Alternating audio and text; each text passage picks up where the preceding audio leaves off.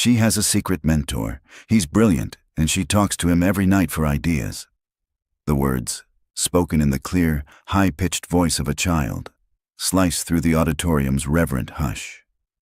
For a full second, they hang in the air, amplified and absolute. Then, chaos. 1,000 indrawn breaths are followed by a tidal wave of whispers. Phones, previously hidden in pockets and purses, rise like a field of black mirrors. In the press pit, the sudden, frantic volley of camera flashes is like a lightning storm in a bottle. The speaker is a 10-year-old girl named Imogen, her small hand gripping the stem of a microphone meant for industry giants.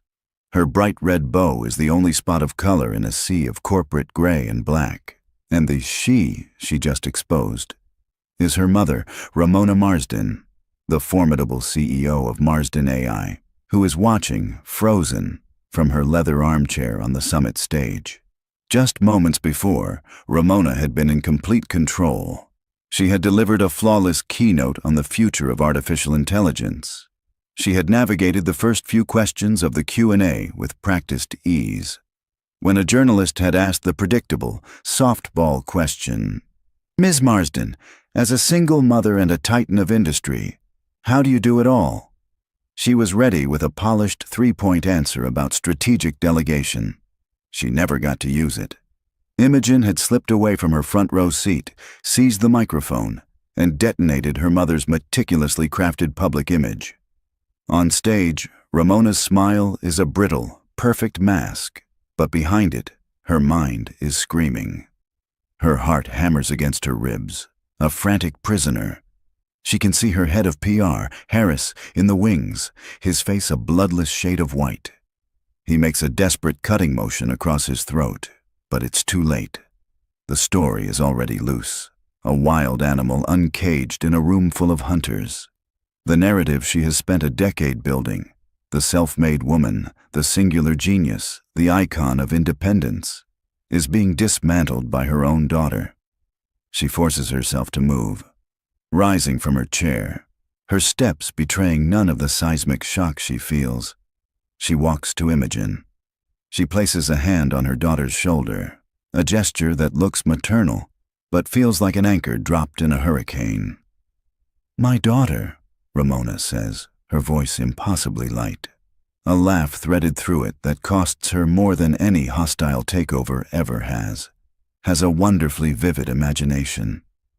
She tries to steer Imogen away, but the girl stands her ground, emboldened by the sudden attention. "It's not my imagination," she insists, her voice ringing with the unshakable conviction of childhood. "It's true." The room buzzes, the sound of 1,000 text messages being sent at once. The lie has been given a second, sharper life. Ramona feels a cold dread snake around her chest. In the back of the auditorium, near a service corridor, Leland Bennett pauses his work. He's a janitor, part of the invisible army that keeps places like this running. He watches the drama unfold on a large monitor, his expression unreadable. Beside him on a crate, his son Jasper looks up from a sketchbook filled with intricate drawings of robots and spaceships. Jasper is here because the school nurse called about a fever, and being a single father means your life is a series of last-minute adjustments. "What's wrong with that lady?" Jasper asks, nodding toward the screen where Ramona's face is projected, a giant mask of perfect composure. Leland watches the way Ramona's hand rests on her daughter's shoulder, the knuckles white. "I think," he says softly, "her daughter just told a truth that was supposed to be a secret. Or maybe, he thinks, a secret that was supposed to be a lie." He can't decide which is worse. He turns away from the screen, from the world of trouble that doesn't belong to him. "Come on, bud, let's go check the bins by the catering kitchen. You never know what you'll find." On stage, Ramona finally succeeds in wresting the microphone from Imogen's grip. She hands her daughter off to the ghostly pale Harris with a low, urgent command. "The car, now!" She turns to face the ravenous crowd one last time. "Thank you for your time." It's a dismissal, not a closing remark. The questions are already being shouted as her security detail materializes, forming a human shield to escort her through the backstage maze. Miss Marsden, who is the mentor? Is he the real brains behind your company? Are you secretly married? She ignores them all. How do you deny a story your own daughter just confirmed? In the sterile silence of the empty green room, she leans against the cool concrete wall and finally lets her breath out in a shaky gasp. Her phone is vibrating itself off the table, a frantic dance of incoming alerts. The lie was out. A lie born from a child's fantasy, from a daughter's loneliness. But the world had heard it as fact.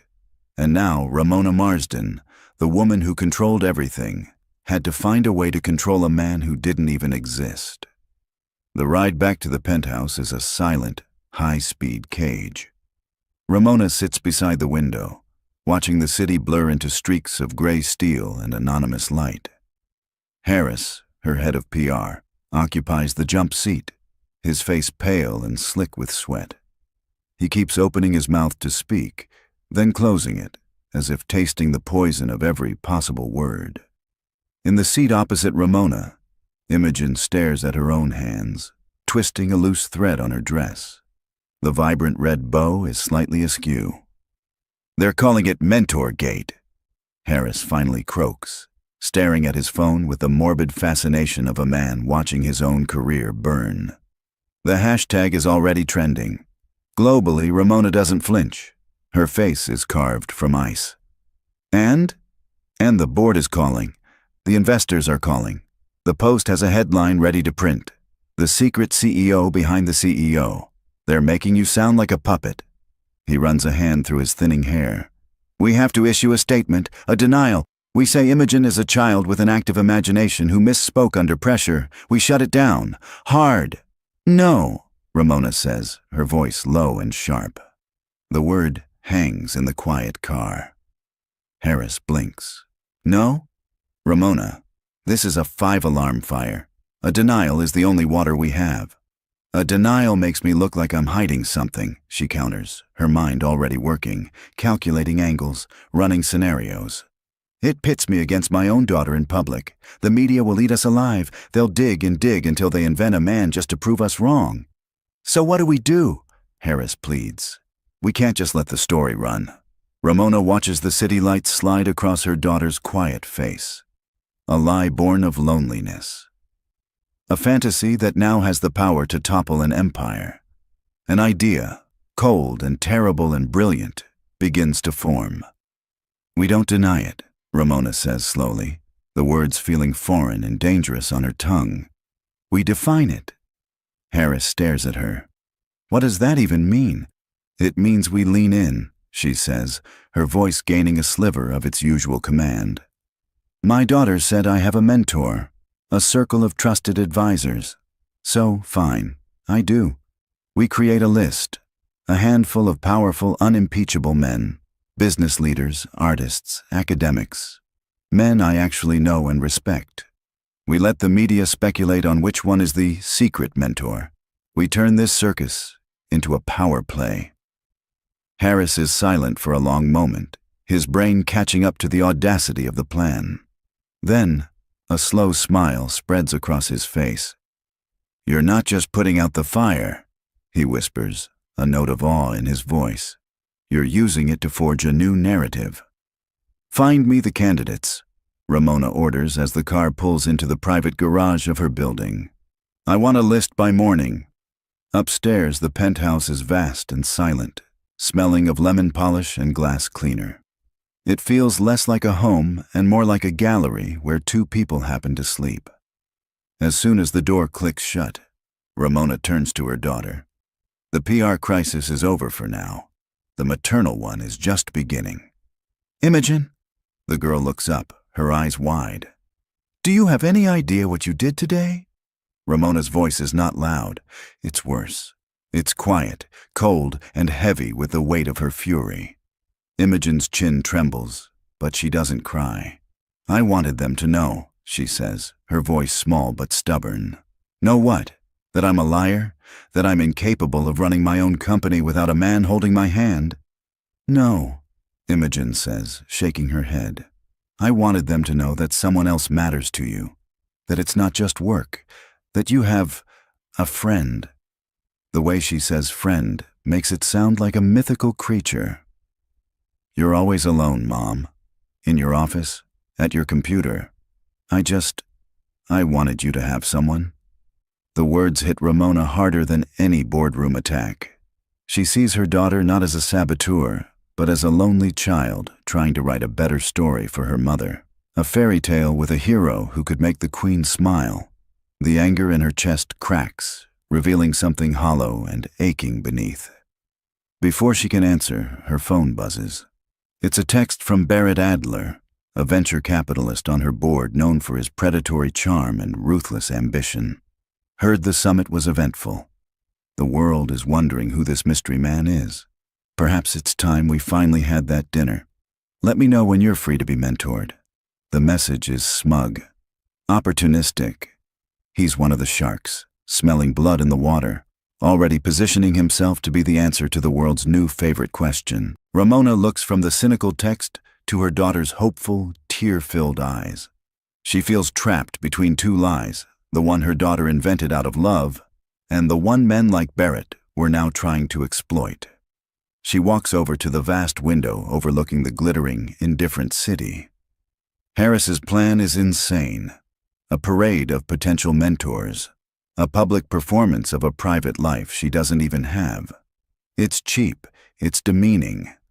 But as she looks at her reflection in the glass, the powerful CEO, the lonely mother, she realizes it's also her only way out. She picks up her phone and types a short reply to Harris, her fingers moving with grim precision. Fine. Draw up the list.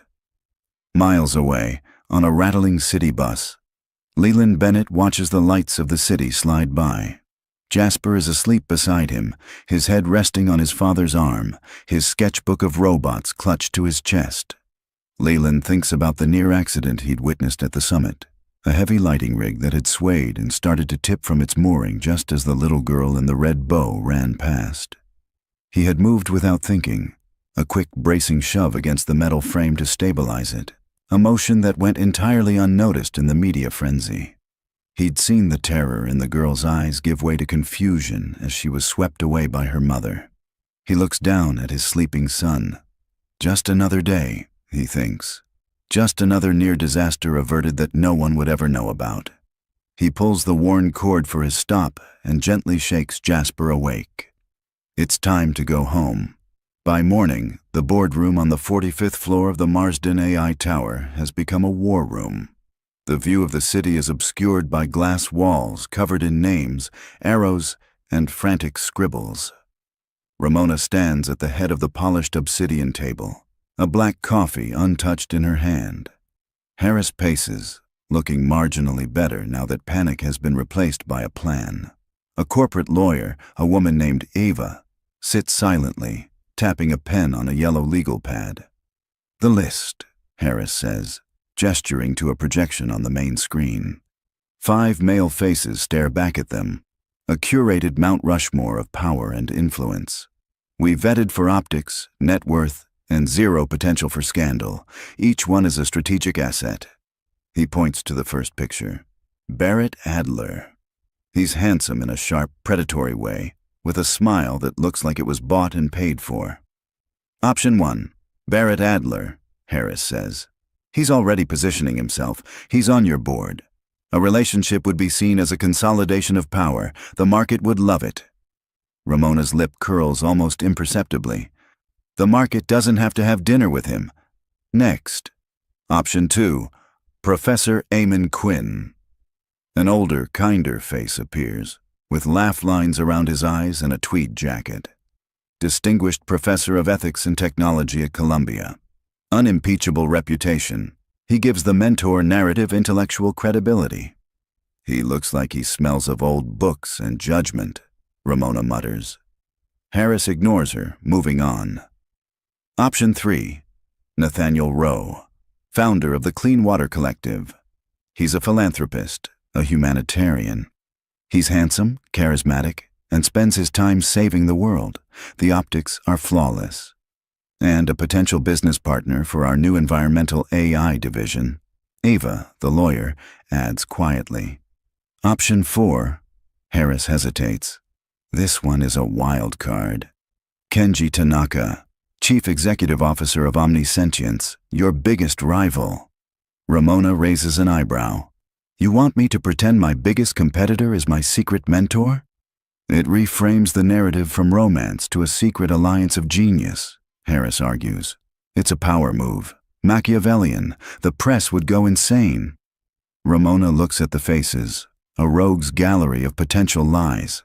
Each one represents a different costume she could wear, a different story she could sell to the world. It all feels hollow, a betrayal of the very independence she fought so hard to achieve. She thinks of Imogen's face, the desperate hope in her eyes. I wanted you to have someone.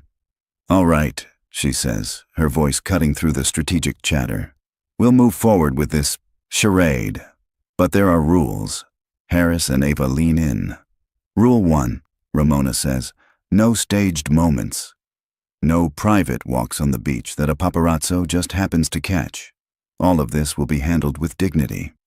Rule 2, every meeting will be in a public place. A museum, a coffee shop, a park. I will not be trapped in a quiet restaurant with any of these men. And Rule 3, she adds, her voice softening slightly. Imogen will be present for at least a portion of each meeting. Harris frowns. Ramona, is that wise? Bringing a child into this?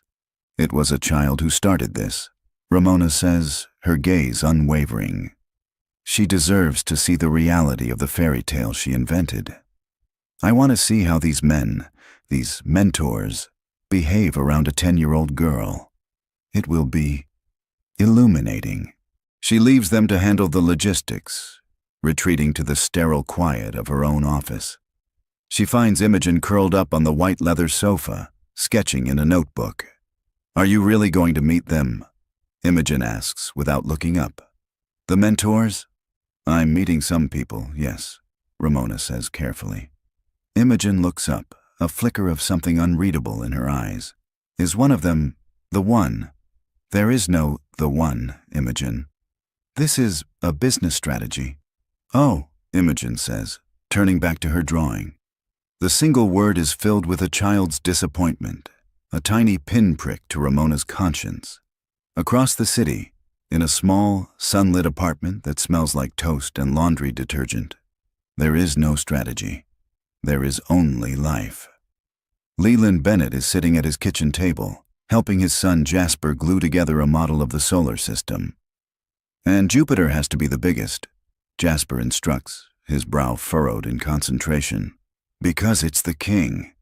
Leland smiles, dabbing glue onto a fragile plastic ring for Saturn. That's right, bud. The king.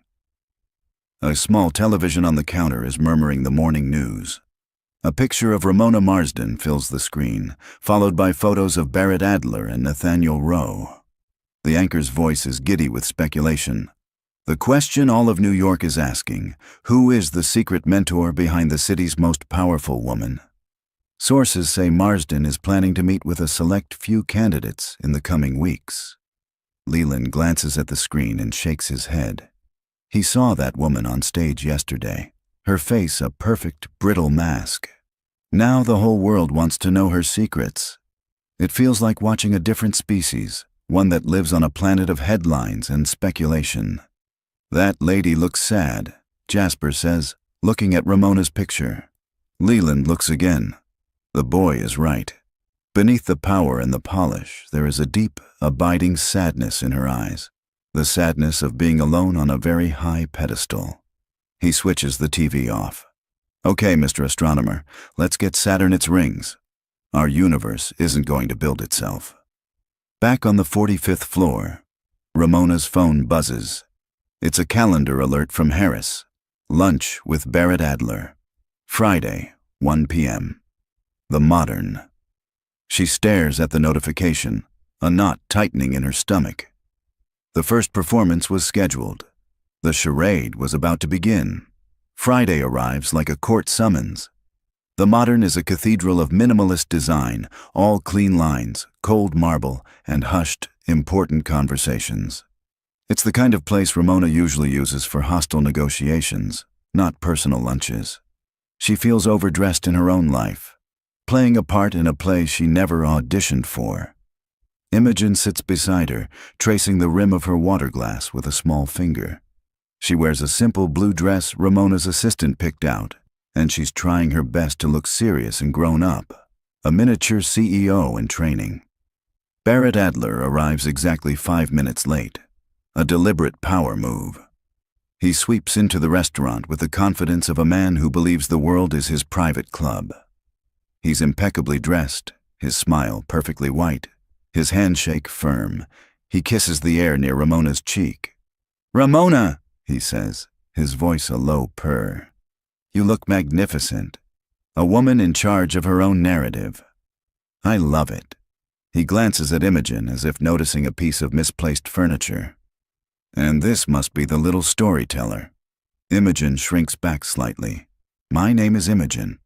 "Of course it is," Barrett says, already sliding into the chair opposite Ramona.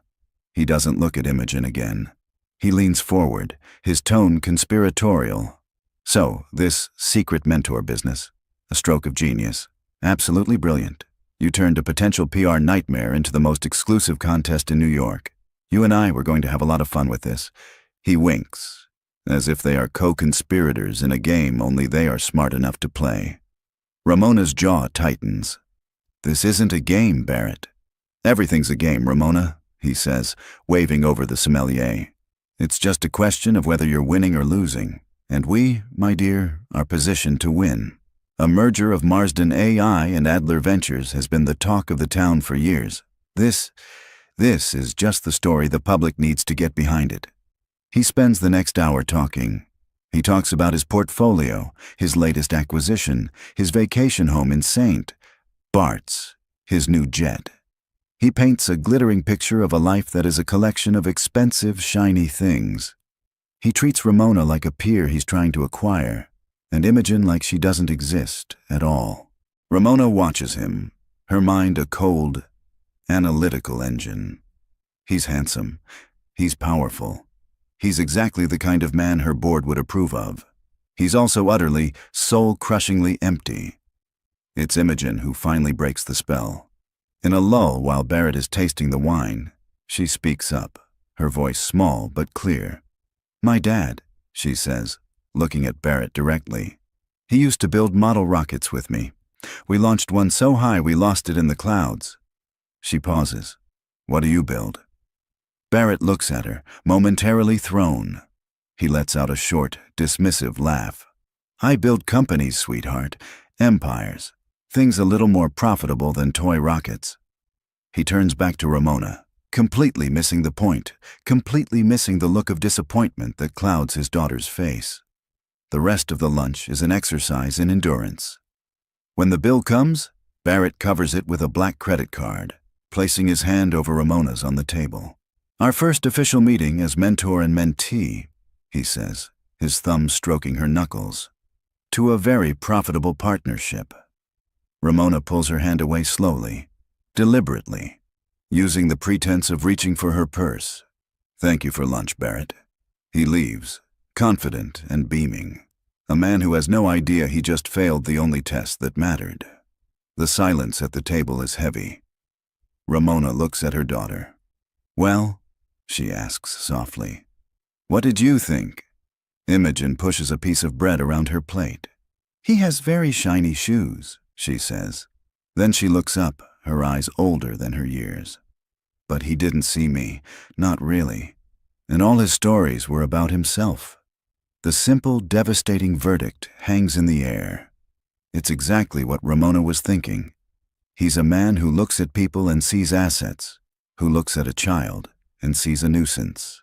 As they step out of the restaurant's refrigerated air and into the warm chaos of the city afternoon, Ramona feels a profound sense of exhaustion. This charade is going to be harder than she ever imagined. She's searching for a man of substance in a world that only values shine. Miles away, in a corner of a public park, the world is anything but shiny. It's loud and a little bit grubby and wonderfully real. Leland Bennett is on one knee, a small wrench in his hand, tightening the wobbly wheel on a little girl's tricycle. The girl's mother is thanking him profusely. "I don't know how it got so loose," the mother says. "Thank you so much." "No problem at all," Leland says, giving the wheel a final, sturdy spin. "Things just fall apart sometimes. Just need a little attention to put them right again." Jasper sits on a nearby bench, watching his father with quiet pride. He knows his dad can fix anything. Leaky faucets, broken toys, wobbly tricycle wheels. He's a quiet hero in a world of small, fixable things. Leland gives the tricycle a gentle push back toward its owner and walks over to his son. "Ready to go, bud?" "Yeah," Jasper says. "Dad, can we get a slushie on the way home?" "I think," Leland says, ruffling his son's hair, "a slushie can definitely be arranged." They walk off together, two small figures in the vast park, their conversation easy and light. They don't have an empire. They don't have a portfolio. They have a shared slushie and a quiet understanding, a fortune of a different, more durable kind. The second meeting is scheduled for a Tuesday afternoon, a time chosen to feel less like a date and more like an educational field trip. The candidate is Professor Eamon Quinn, the ethics professor from Columbia. The venue is the city's Museum of Natural History, a place Ramona usually finds peaceful, but today it feels like another stage for another hollow performance. Professor Quinn is exactly as his photo suggested, kind-faced, impeccably dressed in tweed, and smelling faintly of paper and pipe tobacco. He greets Ramona with a polite, academic nod, and shakes Imogen's hand with a dry, papery grip. Unlike Barrett, he is not a narcissist. He is an analyst. As they wander through the Hall of North American Mammals, past stoic, glass-eyed bears and wolves, he dissects Ramona's situation as if it were a logic problem. "The semiotics of your daughter's public utterance are fascinating," he says, peering at a diorama of a mountain lion. "She has, in effect, created a narrative vacuum, a desire for a paternalistic signifier in a matriarchal power structure. Society, of course, abhors a vacuum, hence the media's frenzied attempt to fill it." Ramona stares at him. "You make it sound like my daughter is a sociological thesis." "Isn't she?" he asks with a gentle academic smile. "Aren't we all?" Imogen, bored by the talk of signifiers, tugs on her mother's sleeve. "Mom, look," she says, pointing to the enormous skeleton of a woolly mammoth. "Was he bigger than a bus?" "An excellent question of comparative volume," Professor Quinn interjects before Ramona can answer. He launches into a detailed explanation of paleontological scaling, cubic measurements, and the biomass of megafauna. Imogen's face glazes over with a familiar look of childhood boredom. He's talking at her, not to her. He's a man who explains the world, but doesn't seem to live in it. An hour later, Ramona is guiding them out onto the museum's wide stone steps, a headache blooming behind her eyes.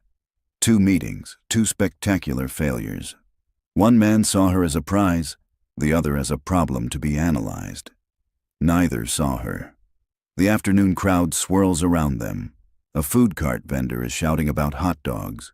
Tourists are snapping photos. Ramona's security guard stands a few feet away, alert but relaxed. And then, it happens. A bicycle courier, head down, weaving through the crowd at a reckless speed, swerves to avoid a stray pigeon. He loses control. The bike, a flash of metal and spinning wheels, careens directly toward the steps, directly toward Imogen. Time slows to a thick, syrupy crawl. Ramona sees the danger, a scream catching in her throat, but she's too far away. Her security guard starts to move, but he's a half-second too slow. Professor Quinn just stands there, his mouth agape, a spectator to the disaster. A figure blurs from the side. A man. He moves with an instinctual, unthinking grace. He covers the few feet in a single bound, scoops Imogen into his arms, and twists his own body to take the impact. The bike slams into him with a sickening crunch of metal on bone. They go down in a heap, the man's body cushioning Imogen's from the hard stone. For a heartbeat, the world is silent. Then Ramona's scream finally tears free. "Imogen!" She runs, her heart trying to beat its way out of her chest. She reaches the tangled mess of limbs and metal and falls to her knees. Imogen is crying, shaken and scared, but she's unhurt. The man who saved her is pushing himself up slowly, his face tight with pain, his arm scraped and bleeding from its collision with the pavement. It's the janitor, the man from the summit, the man from the park, Leland Bennett. Her security guard is now on the scene, pulling the dazed courier to his feet. Professor Quinn hovers nearby, looking useless and pale.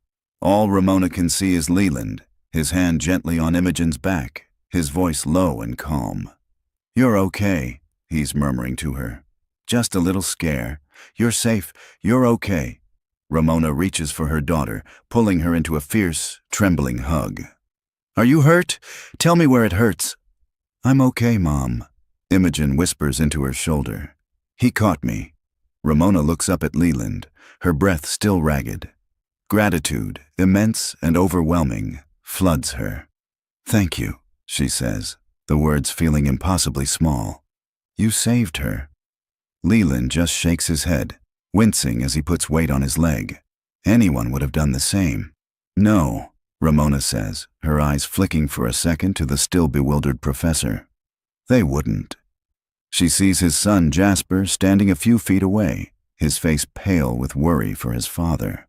"Are you all right?" she asks Leland. "That was a hard fall." "I'm fine," he says, trying to wave it off, but she can see the pain in his eyes. "Just a scrape. The important thing is your daughter is safe." Imogen, her fear subsiding, looks at Leland with a kind of awe. "You were so fast," she says. A faint smile touches Leland's lips. "Just good reflexes, I guess." The security guard is talking into his wrist, calling for paramedics as per protocol. The small drama is already attracting a crowd. Ramona knows she needs to take control. "I'm Ramona Marsden," she says, though she suspects he already knows. "Please, let our medics look at you. I insist." "It's really not necessary," he starts to say. "Please," she says again, her voice leaving no room for argument. "I need your name." It's Leland Bennett. The name registers, a solid, simple fact in the middle of the chaos. Leland Bennett. The man who acted while others watched. The man who, in a single moment of crisis, had shown more courage, more character, more everything, than the two powerful men she had been forced to entertain. As her team takes over, surrounding them, she watches Leland limp over to his son and crouch down, murmuring assurances. The mentor charade, the list, the entire cynical game. It all feels like a distant, ridiculous fiction. Reality had just crashed into her on a bicycle, and it had a name. The paramedics are efficient. They clean and bandage the deep scrape on Leland's forearm, ignoring his quiet insistence that he's fine. He has a significant bruise forming on his ribs, but nothing is broken. It's a miracle, they say. Ramona stands apart, Imogen's hand in hers. She dismisses Professor Quinn with a curt nod that makes it clear his services are no longer required. He scurries away, a man relieved to be escaping a reality too messy for his theories. Her focus narrows to Leland, who is now gingerly getting to his feet, and to his son, who watches him with wide, worried eyes. "My car's waiting," Ramona states, not as a question, but a fact. "It will take you and your son home." Leland looks from the sleek, black sedan at the curb to his own worn sneakers. "Ms. Marsden, that's not necessary. We can take the bus." "I'm aware of what you can do, Mr. Bennett," Ramona replies, her voice softer but still steel. "My daughter is safe because of you. You will allow me the comfort of seeing you home." He sees this as a battle he won't win and gives a short, reluctant nod. "All right." The car ride is like entering another dimension, smelling of rich leather and quiet, controlled air. For Leland and Jasper, used to the rattle of public transit, the silence is the most luxurious thing about it. Jasper's eyes are wide, his face pressed against the tinted window. Ramona, sitting opposite them, feels a strange and unfamiliar awkwardness. "I want to apologize," she says finally, "for the chaos, for you getting hurt." Leland shakes his head.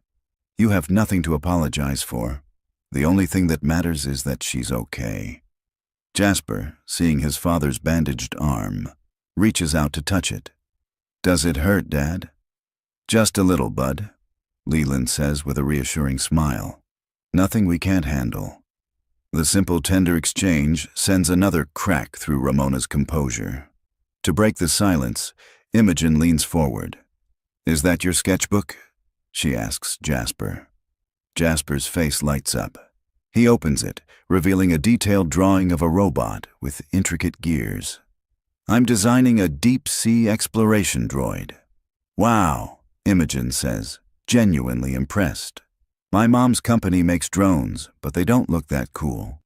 For the rest of the drive, the two children murmur about robotics and design, their easy conversation a bridge across the chasm of their two worlds. Ramona listens, watching the way Leland's eyes soften as he looks at his son. The car glides out of Midtown and stops in front of a clean but unremarkable brick walk-up. The contrast to Ramona's sleek tower is jarring. As Leland and Jasper get out, Ramona rolls down her window, feeling an ache to do something more. "Mr. Bennett," she calls out. He turns. "Please, call me Leland." "Leland," she corrects herself. "I'd like to thank you properly. My personal chef is fantastic. If you and Jasper would be our guests for dinner." It's an impulsive offer from her world of private chefs. She sees him hesitate, a flicker of discomfort in his eyes. "That's a very generous offer, Ms. Marsden," he says politely, "but I didn't do it for a reward." "I know," she says quickly. "It would be a thank you." He gives her a small, genuine smile that completely disarms her. "I tell you what," he says, "if you really want to say thank you, how about you and Imogen join us for pizza on Saturday at the park by the river? My treat." The offer is so simple, so normal, so utterly without agenda that Ramona is speechless. A park, pizza. Jasper's face brightens. "We could go to Sal's." Ramona looks at Imogen, whose eyes are shining with an excitement she never has for five-star restaurants. She looks back at Leland's honest, open face. "We would love that," she says, surprising herself with her own sincerity. As her car pulls away, she leans back against the leather seat. She pulls out her phone and looks at the calendar for Saturday. It's marked N. Rowe, Met Gala Strategy Meeting. She deletes it without a second thought, then sends a new text to Harris. "Cancel my appointments with Nathaniel Rowe and Kenji Tanaka. Indefinitely." Harris replies almost instantly. "What's the new narrative?" Ramona looks out the window as the car speeds back toward her world of glass and steel. She types her reply. The narrative is, "I'm busy." Harris is in Ramona's office the next morning, his face a mask of controlled panic. "The Capital magazine profile is dead," he says, his voice tight. "They're calling you uncooperative since you canceled on Rowe and Tanaka. The board is asking questions. What's the new narrative?" Ramona looks up from her coffee, her expression unreadable. "The narrative is that I'm busy. I'm vetting a candidate privately." "Who?" Harris presses, desperate. "Is it someone on our list?" "It's someone I found myself," Ramona states, a clear dismissal. "Tell the board I am handling it." Harris stares, bewildered by this new, decisive Ramona who operates outside their carefully crafted strategies. He nods slowly. "Privately. Got it." In his office across town, Barrett Adler laughs into his phone. "She cut them loose," he says to an associate. "She's clearing the field for me. It's just a matter of time." He straightens his tie, confident in a game he doesn't realize is no longer being played. The week crawls by. Ramona moves through board meetings and earnings calls, but her mind is elsewhere, fixed on a simple invitation for pizza. On Friday evening, as she prepares for an unavoidable charity dinner, Imogen comes into her dressing room holding a pair of jeans and a simple sweater. "For the pizza tomorrow," she says. You should look real, not shiny. Ramona smiles, her heart aching with love for her perceptive daughter. You're right. The sweater it is. Leland, meanwhile, spends his nights at work, the quiet hum of the building a backdrop for his own anxieties. He mops a long, empty hallway, the motion repetitive. What was I thinking, inviting the CEO for pizza? She won't come. It was a gesture of pity, a polite way to end things. He scrubs at a mark on the floor, trying to erase the hopeful feeling he'd allowed himself to have. Saturday arrives, warm and bright. Ramona bypasses her tailored suits, choosing dark jeans and a simple cream-colored sweater. She looks in the mirror and sees not a CEO, but a mother going to the park. The unfamiliarity is thrilling. She drives her own discreet SUV, Imogen buzzing with excitement in the passenger seat. They leave the manicured silence of their neighborhood and enter the vibrant, noisy world of the city's riverside park. She parks the car, and then she sees them. Across a wide expanse of green, near a cluster of picnic tables, are Leland and Jasper. They're standing by a small brick oven pizza stand, and Leland is laughing, a deep, easy sound that carries on the breeze. He isn't wearing a uniform. He's just in a simple gray t-shirt and jeans, but he looks more solid and real than any man she has ever known. Ramona stops, her keys clutched in her hand. Imogen tugs at her sleeve, eager to run ahead. "Come on, Mom," Imogen says. "They're waiting." Ramona takes a deep breath, the air thick with the smell of roasting nuts and the sound of children playing. She nods, letting her daughter pull her forward, across the grass, and toward the uncertain, unscripted warmth of a simple Saturday afternoon. The awkwardness Ramona anticipates never materializes. As she and Imogen approach, Leland looks up and his face breaks into a warm, easy smile that erases the distance between their worlds. Jasper waves, a piece of pepperoni held aloft. "Glad you could make it," Leland says, standing. "We were just debating the merits of pineapple on pizza." "It doesn't belong there," Imogen states with the certainty of a judge. Jasper grins. "See? I told you." "The jury has spoken," Leland says with a laugh. The sound is so genuine, it catches Ramona off guard. "Come on, let's get some non-pineapple pizza." They walk to the small pizza stand where the owner, Sal, greets Leland by name. Ramona, used to assistants handling reservations months in advance, stands back and simply watches. She watches Leland let the kids choose the toppings, pay with crumpled bills from his wallet, and carry the steaming boxes back to the picnic table. The entire transaction is so normal, so effortlessly human. It feels like a revelation. They eat from flimsy paper plates, the sun warm on their shoulders. The conversation isn't about stock prices or strategic partnerships. Leland asks Imogen about her drawing, and truly listens as she talks about her fantasy worlds. Ramona learns that Leland spends his spare time repairing old clocks. "I like taking something that stopped and figuring out how to make it tick again," he explains, wiping sauce from Jasper's chin. "It's quiet work." The phrase hangs in the air. Quiet work. Ramona thinks of her own chaotic life and wonders what it would feel like to be still. Emboldened, she shares a story about her late husband, the engineer who built model rockets, with Imogen. "You two would have liked each other," she says, a memory she hasn't voiced in years. Leland just nods, his eyes full of a quiet, compassionate understanding. After they eat, Imogen and Jasper, now fast friends, run off toward a nearby playground. Ramona and Leland are left alone at the table. "Really?" Ramona says, her voice low. "Thank you again for what you did. You see a kid about to get hurt, you move," he says simply, watching their children scale a climbing frame. "It's just what you do." As she watches them play, she feels a strange peace settle over her. For the first time in a lifetime, she isn't performing.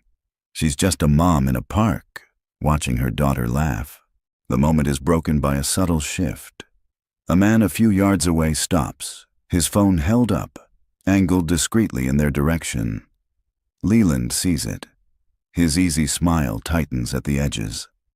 The bubble of normalcy pops, a reminder of the invisible cage her fame has built around her.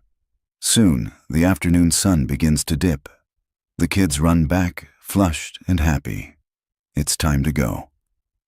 The goodbye is as simple as the hello. "It was nice to just have pizza," Leland says, and the words hold a universe of meaning. "Yes," Ramona replies, meeting his gaze. "It really was." Driving away, with Imogen chattering happily beside her, Ramona is quiet. The mentor charade seems like a distant, ridiculous fiction. She'd set out to find a man who could navigate her world of power. But today, she'd found something far more rare. A man who could make her forget that world existed at all. The peace doesn't last. By Monday morning, the bubble has burst. The photo is on every gossip website, a grainy shot of them laughing at the picnic table. The headline is lurid.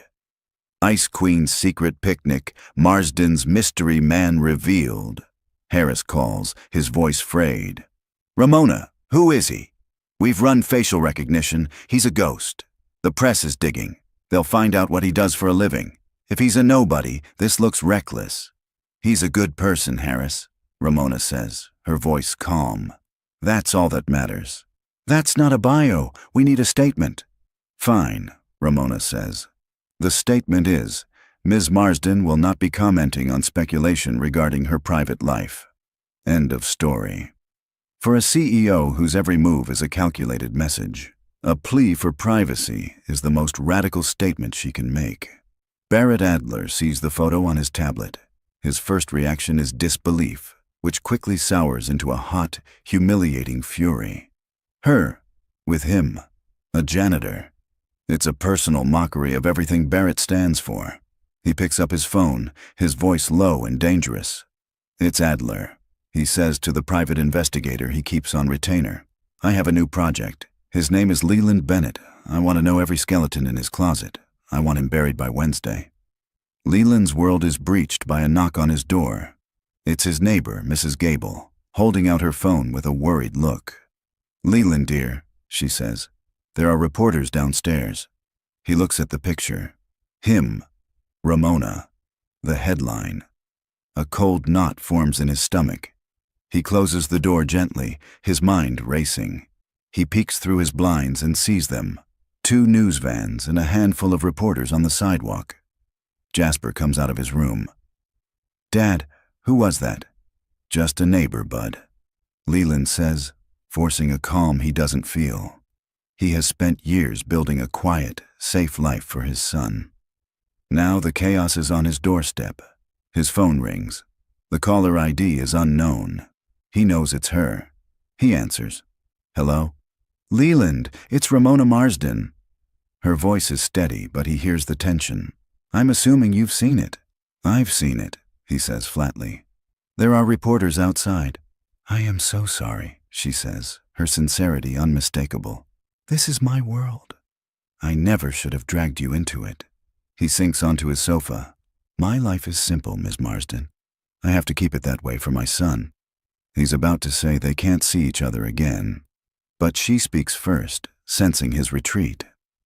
"Please," she says, her voice losing its CEO edge, becoming more vulnerable. "Don't let them win. Don't let a bunch of cynical headlines be the end of a nice afternoon. Call me Ramona." The use of her first name is a deliberate bridge across the chasm of their circumstances. "What do you want me to do, Ramona?" he asks, the name feeling strange. "Just don't disappear," she says. "Let me handle the storm. Can we talk? Properly?" Leland looks through the crack in his blinds at the circus below. Every instinct tells him to run. But then he thinks of Ramona's face in the park, the genuine laughter. He lets out a long, slow breath. "Okay," he says, the word costing him more than she will ever know. "We can talk." Ramona doesn't just react. She takes command. Within the hour, a discreet security team arrives in Leland's neighborhood, creating a seamless, polite buffer that neutralizes the press. A black car is stationed at the corner, ready. Her next call is to the city conservatory, a place to which she is a major benefactor. She arranges for a wing to be closed for a private meeting that afternoon. Then, she calls Leland. "There's a car waiting," she says, her voice low and urgent. "It will bring you and Jasper. No one will see you. I'll meet you there." In his office, Barrett Adler reads the email from his private investigator.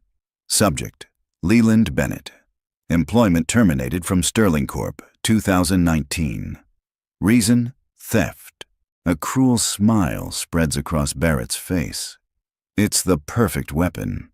He forwards the details to a gossip columnist, adding his own malicious framing.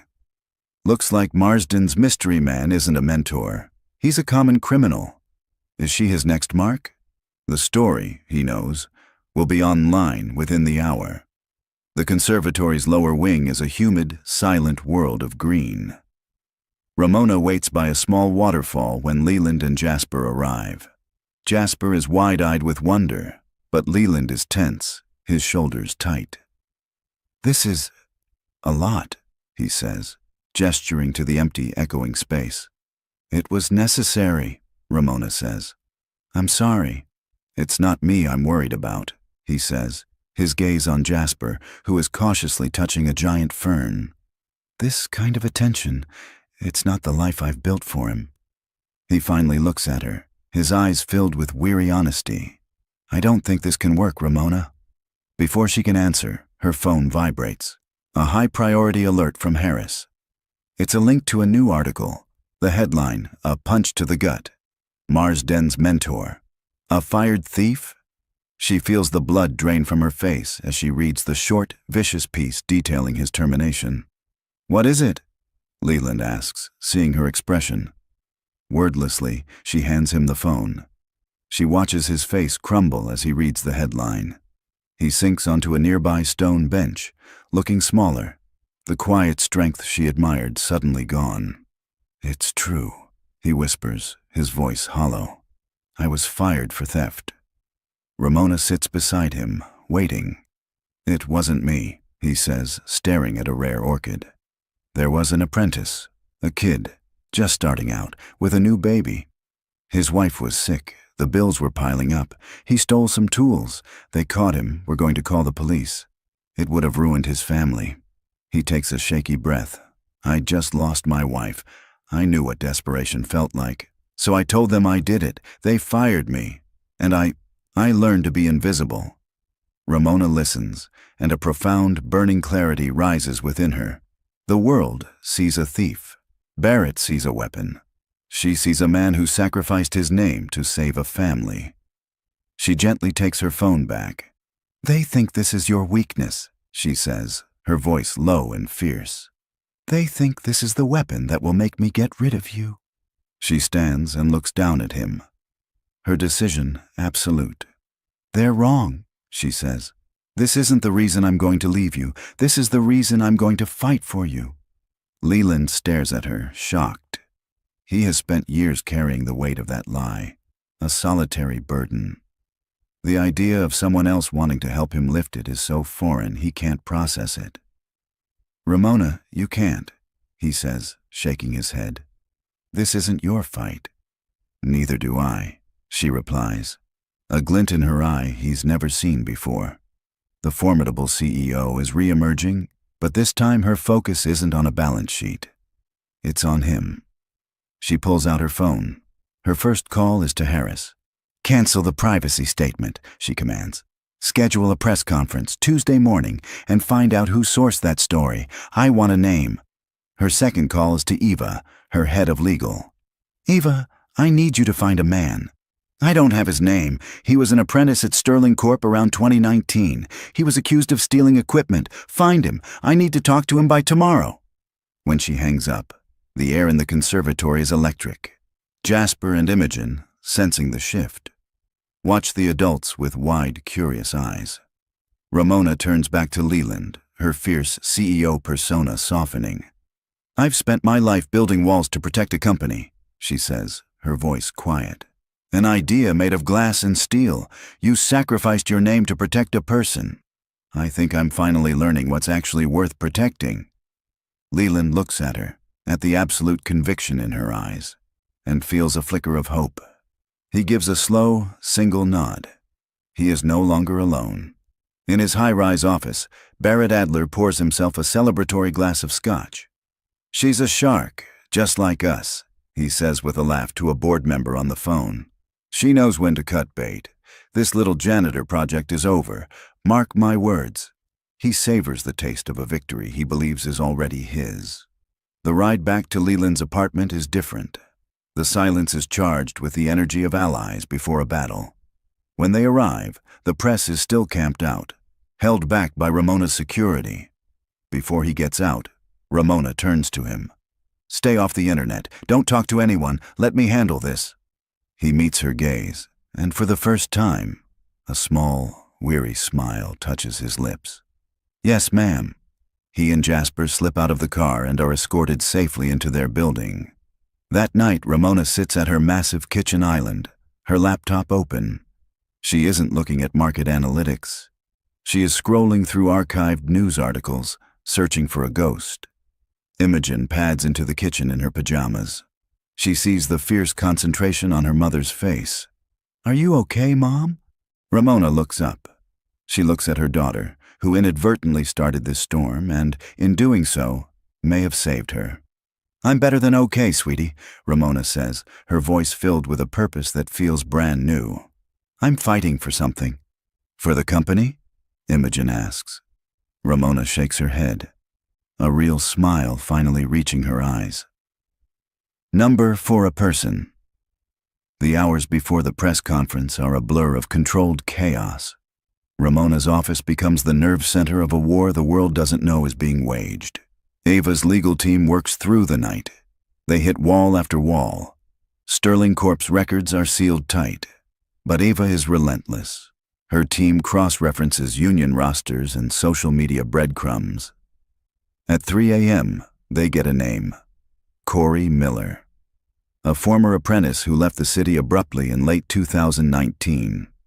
They find him running a small machine shop in a sleepy town upstate. In his apartment, Leland builds a fortress of normalcy for Jasper. They build a Lego castle on the floor and read fantasy novels, but the silence between activities is heavy. Leland finds himself at the window, staring down at the black car stationed on his corner, a testament to the gilded cage he has entered.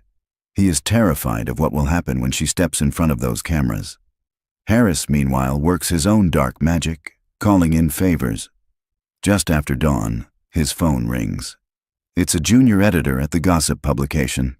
"I can't give you a name, Harris," the editor says nervously, but the tip came from a burner. The EXIF data pings back to a server frequently used by a PI firm, the same one Barrett Adler keeps on a very expensive leash. It's his signature. Off the record. Harris hangs up. It's not a smoking gun, but it's a clear fingerprint. He walks into Ramona's office. "It's Adler's playbook," he says simply. Ramona nods. She expected it. The final piece is the most critical. Ramona takes the phone from Eva, looks at the number for the machine shop, and steps onto her private balcony as the sun rises. She makes the call. A wary voice answers. "Miller's machine shop." "Mr. Miller," Ramona begins, her voice calm. "My name is Ramona Marsden. Please don't hang up. I'm calling about a man you used to work with, Leland Bennett." There is a long, fearful silence. "I don't know who you're talking about," Corey Miller finally says. "I think you do," Ramona says gently. "Leland is in trouble. His reputation is being destroyed because of something he did to help a young apprentice with a new family." She lets the words sink in. "I am not calling to cause you trouble. I am calling because a good man is being punished for an act of compassion. I just need the truth." She can hear his ragged breathing, caught between terror and a 6-year-old debt. "What do you want from me?" he whispers. "Nothing," Ramona says. "I just wanted you to know what was happening. To know that the man who saved you is now the one who needs saving." She gives him the time and network for the press conference. That's all. The rest is up to you. She ends the call with no idea if she has reached his conscience or just his fear. An hour later, she stands before the mirror in her dressing room. Her suit is a dark, severe gray. Her face is a mask of cool resolve. Harris appears in the doorway. "It's time. Are you sure about this, Ramona? We can still walk this back." "No," she says, turning from the mirror, her eyes blazing. "No more lies." The press hall is a shark tank. The moment Ramona steps onto the stage, the room ignites with the percussive flash of cameras. She walks to the podium with a calm stride, her face a serene mask. In his office, Barrett Adler leans back, a smirk on his face, ready for the surrender. In his apartment, Leland Bennett sits on the edge of his sofa, his heart pounding. Ramona places her hands on the podium. "Good morning," she begins, her cool voice cutting through the room. "I understand there has been much speculation regarding my private life, which began with a comment from my daughter. Her story about a secret mentor was a fantasy." A few reporters chuckle. "But I'm not here to talk about fantasies," Ramona continues, her voice hardening. "I'm here to talk about a fact. A story has been published accusing a man named Leland Bennett of being fired from a previous job for theft. I am here to confirm that this is true." A collective gasp sucks the air from the room. Harris groans in the wings. Barrett Adler leans forward, his smirk widening. On his small TV, Leland closes his eyes, bracing for the disgrace. "Yes," Ramona says into the stunned silence. "Mr. Bennett was terminated for stealing, but what the person who leaked that story failed to mention, either from ignorance or malice, is the context. The why." She leans into the microphone. "The truth is that Mr. Bennett witnessed a young apprentice, a new father buried in debt, make a desperate mistake. That young man was going to be arrested, his life destroyed. So Leland Bennett, a widower who understood desperation, did something remarkable. He took the blame. He sacrificed his job to save that family. He was fired for a theft he did not commit, as an act of compassion." The room is utterly silent. The reporters frozen. At the back of the hall, a side door opens. A man slips in, looking terrified. It's Corey Miller. He walks, almost in a daze, toward an audience microphone. A security guard moves to stop him, but Ramona sees him. "Let him speak," she commands. Corey reaches the microphone, his hands trembling. My name is Corey Miller," he says, his voice shaking. "I'm the one. I stole those tools. Leland, he saved my life. He saved my family. He's the most honorable man I have ever met." The dam breaks. The room erupts. Shouted questions, flashing cameras.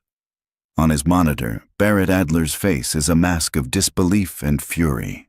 In his apartment, Leland watches, tears streaming silently down his face as Jasper wraps his small arms around his father's waist.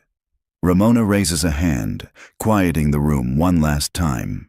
She looks directly into the main camera, speaking to one man watching from his throne across town. "An act of decency was twisted into a weapon by someone who clearly has none," she says, her voice low and lethal. "The only question is what kind of person would do such a thing for their own advantage. I will be asking my board of directors that very question this afternoon." She doesn't need to say his name. She turns and walks off the stage, not looking back. The sound of the media explosion like the roar of a distant, defeated beast. The moment she steps off the stage, Ramona doesn't feel triumphant. She feels strangely calm, as if she has just walked through a fire and found the air on the other side cool and clean.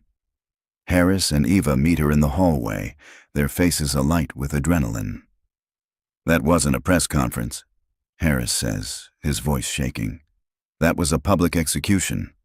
Barrett Adler is finished." "His career, maybe," Ramona says quietly. "But this was never about him." Her first thought is of Leland.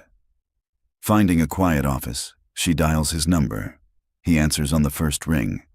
"I saw it," he says, his voice thick with emotion. "Ramona, I saw the whole thing.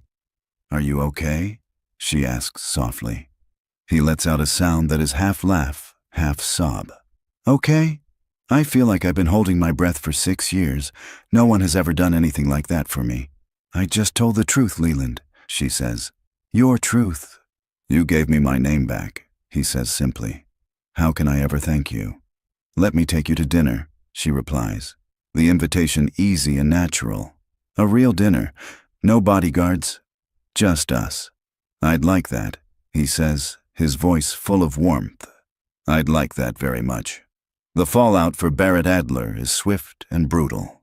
His office phone rings incessantly with calls from angry board members and investors. The headline on the leading financial news site is no longer about his ventures. It's Adler's ethics under review. An email from the board secretary notifies him of an emergency meeting to discuss his conduct. He reads it, and his arrogance shatters. He hurls his crystal scotch glass against the wall, where it explodes in a shower of impotent rage. Later that afternoon, Leland knows he must face the world. He takes Jasper's hand, and they walk out of their apartment building. He braces for whispers and stares, but the reporters are gone. As they walk towards the park, his neighbor, Mrs. Gable, steps out and envelops him in a fierce hug. I saw you on the television, Leland Bennett, she says, her eyes shining. You are a good, good man.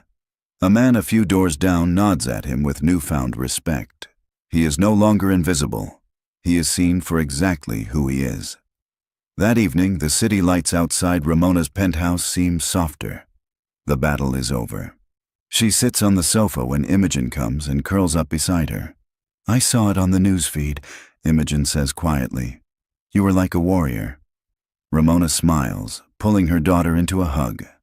It all started with your story, you know, she says with loving irony. Your secret mentor. Is Leland the mentor now? Imogen asks. Ramona thinks of his quiet strength and unwavering decency. Yes, sweetie, she says, her heart full. I think he is. She looks out at the city. No longer a kingdom to conquer, but just a place where people live. A place where a lonely girl's lie, against all odds, led her mother to a truth she desperately needed. The week that follows is quiet. The storm has passed, leaving behind a strange and wonderful calm. The story of the noble janitor and the CEO who defended him becomes a feel-good headline, a brief antidote to the city's usual cynicism. Barrett Adler resigns from the board, citing personal reasons, and vanishes from the public eye. For their first real dinner, Ramona chooses a small, unassuming restaurant in a quiet neighborhood, a place with candlelit tables and no desire to be trendy. It's a place for conversation, not for statements. As she gets ready, selecting a simple silk dress in a deep blue, Imogen sits on her bed, offering surprisingly astute advice. Not the big diamond earrings, Mom, she says. The small pearl ones. Leland likes things that are real, not just shiny. Ramona smiles. You're very wise for a 10-year-old. I know, Imogen says matter-of-factly. Leland is waiting for her at a corner table when she arrives. He stands, and she sees him not as a janitor or a hero, but simply as a handsome, good man. He's wearing a simple dark gray suit that is clearly well cared for. He holds out a single white rose. I passed a flower stand on the way, he says a little shyly. It seemed like the right thing to do. The gesture is so sincere it touches her more than a dozen roses from a high-end florist ever could. The dinner is easy. All the walls are gone. They talk about their kids. Jasper has decided he's going to design a new playground for the park, Leland says with a laugh. He's already drawn up blueprints. Imogen has started writing a story about a queen in a glass tower and a clockmaker in a forest. Ramona shares. The queen's clocks are all digital and perfect, but they have no soul. Leland smiles. Kids see things clearly, don't they? She asks him about his clocks. He talks about the beauty of gears and springs, the satisfaction of bringing a silent thing back to life. She sees the passion in his eyes, the mind of a craftsman and engineer hidden away for years. He asks her about her work, not the profits, but the passion. What did you want to build before it became an empire? She tells him about being a young coder, the dream of building AI that could help people, a dream she admits has gotten lost in boardroom battles. "I've never told anyone that," she says. "Maybe no one ever asked," he replies gently. As the evening winds down, a comfortable quiet settles between them. They are not a CEO and a janitor. They are Ramona and Leland. He walks her to her car. Under a gas lamp, he stops. "For the record," he says softly, "you are nothing like the Ice Queen they write about." She looks up at his kind, honest face. "And you, Leland Bennett, are much more than the man who saved my daughter." He reaches out and gently takes her hand. His touch is warm and steady. A silent promise. "Good night, Ramona." "Good night, Leland." As she drives home, a genuine smile on her face. She knows the charade is over. The fight is over. And in the quiet aftermath, something true and beautiful is just beginning. 6 months later, the autumn light in Ramona's penthouse is different. It's warmer. The sterile, gallery-like silence is gone, replaced by the comfortable clutter of family life. A half-finished Lego castle sits on a low table. Jasper's intricate drawings are taped to the refrigerator door. The air smells not of polish, but of sizzling bacon. Ramona stands at the kitchen island, a smudge of flour on her cheek, laughing as Leland tries to flip a pancake shaped like a robot. "I think it's a modern art robot," Leland says, inspecting his folded creation. "It's a masterpiece," Ramona replies, leaning in to kiss him. The gesture is as easy as breathing. Imogen and Jasper are at the table, heads bent together over a large sheet of paper, designing a fantastical city with libraries shaped like open books. Their quiet chatter is the new soundtrack of the home. Leland is no longer a janitor. After weeks of his polite refusal of any financial reward, Ramona had created a new department at Marsden AI, the Human-Centered Design Division. Leland is its director. His job is to find the 1,000 small, overlooked problems that affect the company's employees and products. He looks at the company with the eyes of a craftsman, and his simple, profound insights have become one of its greatest assets. Later that day, the four of them are bundled in coats, walking through the park by the river. It's their Saturday ritual. They stop at their favorite picnic table. Leland takes Ramona's hand. "Do you ever miss it?" he asks quietly. "The quiet?" Ramona looks at Imogen and Jasper chasing each other through a pile of leaves, their laughter echoing in the cool air. She thinks of her old life, the silent penthouse, the lonely weight of her empire. "That wasn't quiet," she says, her voice full of a new certainty. "It was a cage. This," she says, squeezing his hand and nodding toward the laughing children. "This is freedom." Imogen runs over to them, her face flushed and happy. "I have an idea for my story," she says. "The clockmaker doesn't just fix the Queen's clocks, he teaches her how to see the stories inside them, and they build a new clock together, one that chimes with the sound of laughter." Ramona looks over her daughter's head at Leland, her eyes shining. The lie about a secret mentor had led her to a real one. Not a man who taught her about power, but one who taught her about kindness. Together they were building their own universe. One pancake, one laugh, one quiet, beautiful day at a time. A child's desperate wish for connection can become the catalyst for a truth we are afraid to face. Ramona thought she needed a partner to match her power, but she truly needed someone to remind her of her own humanity. Leland thought his best chapters were behind him, but his character was a quiet force more powerful than any title. They learned that family isn't something you acquire. It's something you build, piece by piece, with trust, respect, and the courage to choose love over image. True strength isn't found in a boardroom. It's found in the heart of a person who will stand up for what's right, even when no one is watching. Now, I want to hear from you. Where are you watching from today? And what part of this story resonated with you the most? Your thoughts are what make this community so special, and I love reading them in the comments below. If this story moved you, please consider subscribing so you don't miss the next one we share. Thank you for being here today. Until next time, keep believing in the power of integrity and in the beautiful, unexpected ways a family can come together.